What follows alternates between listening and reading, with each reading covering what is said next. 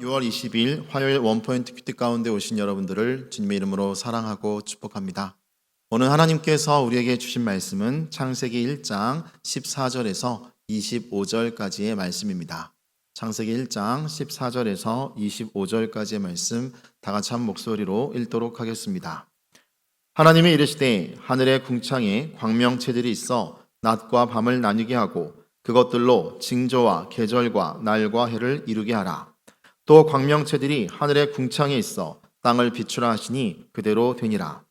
하나님이 두 큰 광명체를 만드사 큰 광명체로 낮을 주관하게 하시고 작은 광명체로 밤을 주관하게 하시며 또 별들을 만드시고 하나님이 그것들을 하늘의 궁창에 두어 땅을 비추게 하시며 낮과 밤을 주관하게 하시고 빛과 어둠을 나뉘게 하시니 하나님이 보시기에 좋았더라. 저녁이 되고 아침이 되니 이는 넷째 날이니라. 하나님이 이르시되 물들은 생물을 번성하게 하라. 땅 위 하늘의 궁창에는 새가 나르라 하시고 하나님이 큰 바다 짐승들과 물에서 번성하여 움직이는 모든 생물을 그 종류대로 날개 있는 모든 새를 그 종류대로 창조하시니 하나님이 보시기에 좋았더라. 하나님이 그들에게 복을 주시며 이르시되 생육하고 번성하여 여러 바닷물에 충만하라. 새들도 땅에 번성하라 하시니라. 저녁이 되고 아침이 되니 이는 다섯째 날이니라. 하나님이 이르시되 땅은 생물을 그 종류대로 내되 가축과 기는 것과 땅의 짐승을 종류대로 내라 하시니 그대로 되니라. 하나님이 땅의 짐승을 그 종류대로 가축을 그 종류대로 땅에 기는 모든 것을 그 종류대로 만드시니 하나님이 보시기에 좋았더라. 아멘. 이 시간 천지창조 충만하고 복된 세상이란 제목으로 담임 목사님께서 큐티 인도해 주시겠습니다. 할렐루야. 자, 우리 6월 20일 화요일 아침을 맞이하면서 우리는 어제 창세기 1장부터 이제 창조의 주체가 하나님이시고 대상이 모든 이 물질계를 창조하셨고 하나님은 대상의 창조의 방편을 이르시되 참 말씀 한마디로 무에서 유를 만들어내셨다. 그 하나님은 인간이 살 수 있도록 환경을 조성하신 분, 혼돈에서 질서로 이렇게 만들어내셨음을 볼 수 있어요. 오늘 여기 14절에서 19절 말씀 보면 광명체를 만드신 하나님을 소개하고 있습니다. 여기 이제 14절에 하나님이 이르시되 하늘의 궁창에 광명체들이 있어 낮과 밤을 나뉘게 하시고 그것들로 징조와 계절과 날과 해를 이루게 하라. 그것들로 징조와 계절과 날과 해를 이루게 하라. 낮과 밤을 나뉘게 하고 하면서 저녁이 되고 아침이 되니 이는 첫째 날이라. 하나님은 창조해 놓고 나서 바로 어둠을 덮으시고 그래서 그 어둠이 지나가면서 해가 다시 우리 곁에 떠오를 수 있도록 지구를 돌리시면서 one day를, two day를, three day를 이렇게 이루면서 시간의 역사를 하나님이 창조하셨음을 알 수 있어요. 물론 영혼이라는 것은 이 시간 밖의 개념입니다만은 하나님께서 계절과 날과 해를 이루게 했다 하는 말은 소위 태양력 또 음력 이런 모든 것들이 정교하게 하나님이 섭리한 손길대로 중심축을 가지고 스스로 공전자전하게 만드시면서 하나님은 여기서 낮과 밤의 드라마를 만드셨다. 밤이라는 게 뭐겠어요? 오늘 이것이 우리가 이 지구가 자전하고 있다는 증거 아니겠어요? 사계절이 뭐겠어요? 지구가 태양 중심을 돌고 있다는 것 아니겠어요? 모든 것을 하나님이 돌려가시면서 하나님은 현재 진행형으로 세계 역사에 개입하고 계시는데 우리는 그 시간 속에서 엄중한 하나님의 손길을 우리는 느끼면서 사실은 하루하루 살아가야 하는 거죠. 여기 15절 말씀에 또 광명체들이 하늘의 궁창에 있어 땅을 비추라 하시니 그대로 되니라. 그러니까 하늘의 궁창이 있어 땅을 비추라 하시니 이 광명체, 태양도 포함되고 수많은 별과 오늘 지구에서 우리가 태양계라는 게 발견됐죠. 수성, 금성, 화성, 목성, 토성, 천왕성, 명왕성 같이 궤도를 멀리해서 돌고 있는 이 태양 중심의 위성들을 우리는 발견했어요. 지구 중심의 위성 달을 발견했고 이것들이 이런 태양계 같은 것이 거대한 우주 속에서 엄청난 또 다른 이 위성 계열을 가지고 돌고 있는 은하계를 또 발견하고 하고 은하계와 함께 천구라는 걸 또 발견하게 되면서 이 세상의 크기는 하나님의 광대하신 만큼 누구도 상상할 수 없는 우주가 되어 있어요. 우주를 아는 사람은 아무도 없는 겁니다. 그래서 단지 상상과 추정만 할 뿐이에요.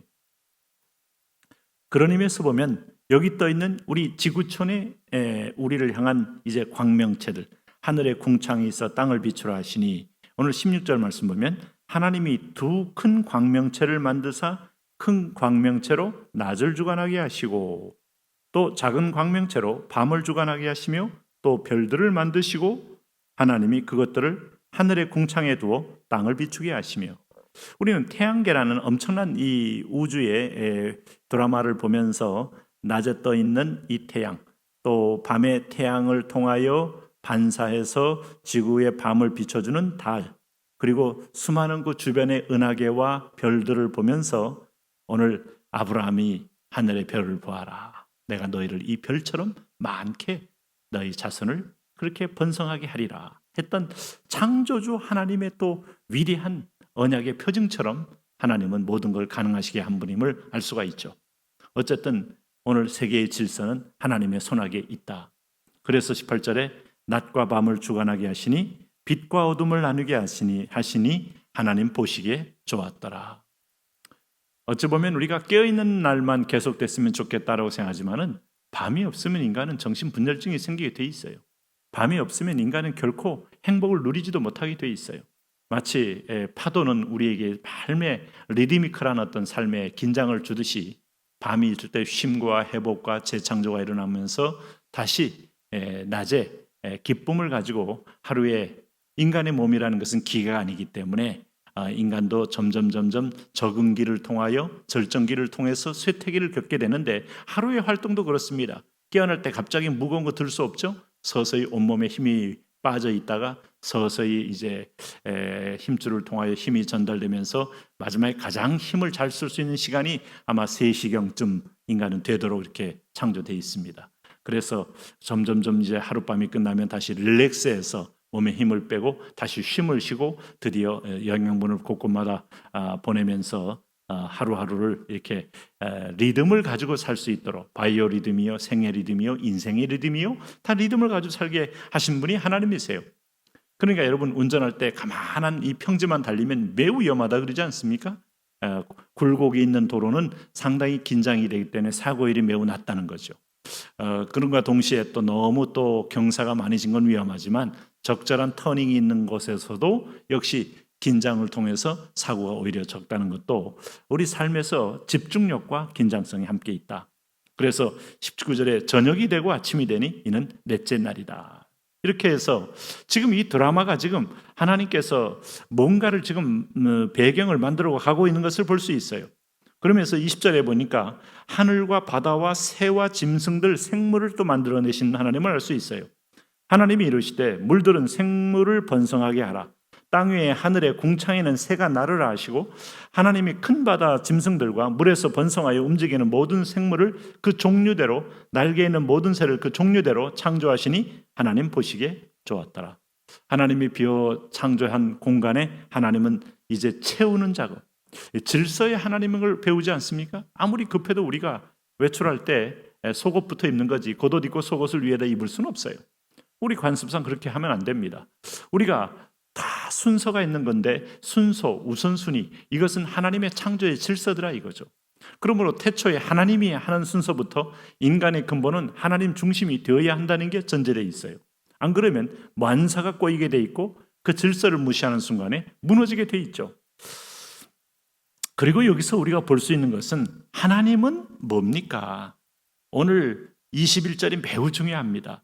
큰 바다 짐승들과 물에서 번성하여 움직이는 모든 생물을 그 종류대로 참 그 종류대로 했기 때문에 종류대로 이게 환경적으로 적응하고 종류대로 이것이 환경적으로 계속해서 이게 진화된다는 것이 여기 전제되어 있어요.